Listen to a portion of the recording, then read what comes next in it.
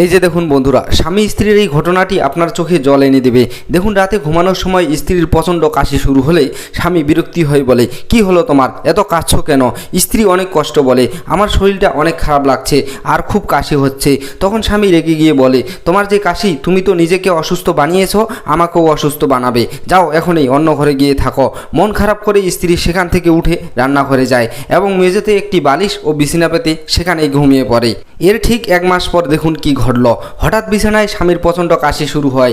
স্ত্রী তড়িঘড়ি করে উঠে বলে, কি হলো তোমার, তোমার কি শরীর খারাপ? স্বামী বলে, আমার শরীরটা অনেক খারাপ লাগছে আর অনেক কাশি হচ্ছে। স্ত্রী তখন বিন্দুমাত্র রাগ না করে স্বামীর হাত ধরে তাকে তুলে বসায় এবং বুকে হাত বুলিয়ে বলে, উঠো তাড়াতাড়ি, পানি খাও আর ঔষধ খেয়ে নাও।